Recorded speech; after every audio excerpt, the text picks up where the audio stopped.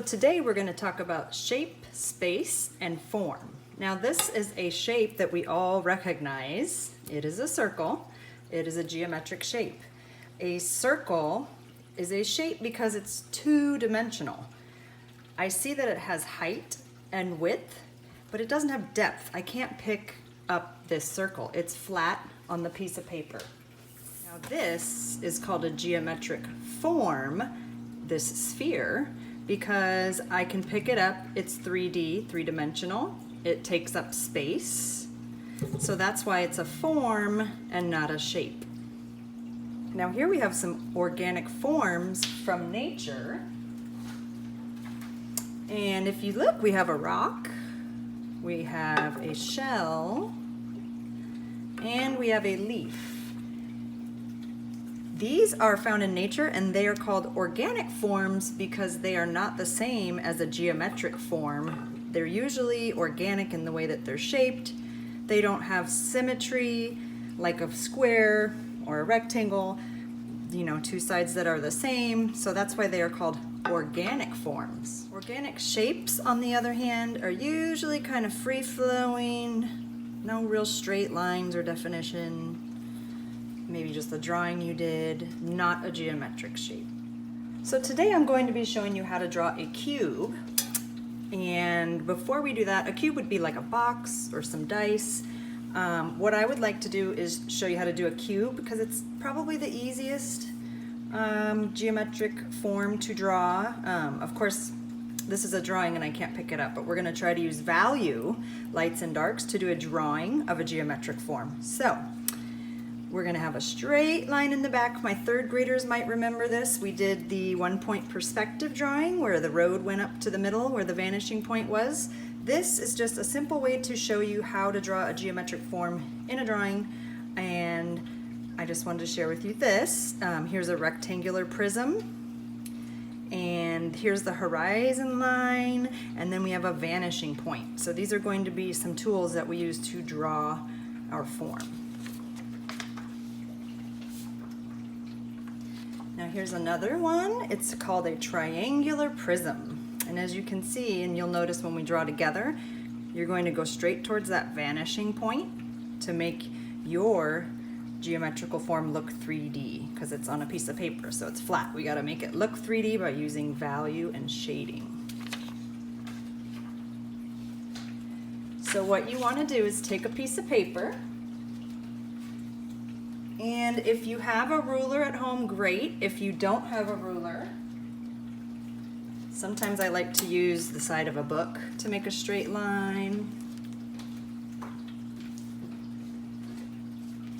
So if you need to use a book, you're just going to pick where you want your line. It could be anywhere on the paper, and you're just going to draw a straight line. I'm going to use my ruler since I do have one. But a book works just fine, so does another piece of paper if you just want to use the edge of the paper. So I'm going to start my straight line across the top. Now it's not perfect. If you wanted it to be perfect, you could measure how far down. It won't be perfect, but I'm just trying to teach you how to draw it to make it look 3D. So we're going to start, make a dot on your paper anywhere on that line. I'm going to make mine on this side. That is going to be our vanishing point. Now, down here in the foreground, we want to draw a square, because right now it's not 3D looking, it's just a regular shape. And I'm going to use my ruler, but you know, you really don't even need to use the ruler. In fact, maybe I'll just do my first line with the ruler, because it doesn't need to be perfect, remember that. Okay, so once you have your square, this is the fun part. You're going to take your paper or your ruler or whatever you're using, and you're going to make a line that goes from the corner of your box to the dot. When you go from the dot, the corner to the dot, and it has to go through your box, you don't make the line. So for instance, let's take a peek. If I go from this corner of my square straight to the dot, it didn't go through the box, so that's okay. Then I'm going to make this line go up to the vanishing point,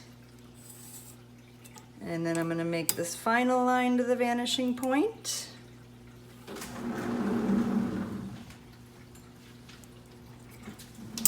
Now you want to mimic this line, which basically means you want to make another line like this above before you get to the vanishing point. It just depends on how big you want. We're making a cube, so our sides should not be real long. That would be a rectangular prism. So we're going to make a line above our line here, and then one down. Now if you look, this line runs parallel with this line. So see how they both go this way, and then these lines are vertical, so up, down, okay? So the last part is we want to get rid of all this, and I should have said to write lightly so you can erase your sketching. So we want to erase that. Miss B wrote too dark. I should have wrote a lot lighter, but you get the idea. And actually mine looks more like a rectangular prism, doesn't it? It's a little bit longer than I would have made it. Maybe a little bit smaller, because cubes all the same sides, but that's okay. We did make a geometric shape, so, or a geometric form we're doing a drawing of. So what we're going to do now is use some value, and you want to shade the sides of the object, but we want to do one side. We're going to press lighter. So we're using less pressure to create a lighter value. And then I'm going to make the front of mine really dark. You can change this up if you want to do it a different order. Okay. So I went ahead and fast forwarded coloring in the darker part, or shading I should say, because that takes a while. And remember, if you go outside of the lines, that's why we have an eraser, so you can erase any mistakes. And then at this point, I like to add a little more value, which is just shading lights and darks. And you can just kind of go around and play around with it. I want you to experiment with shading. Remember, there's no right or wrong. It seems like this side is almost the same as that side. I want to darken it up a little bit.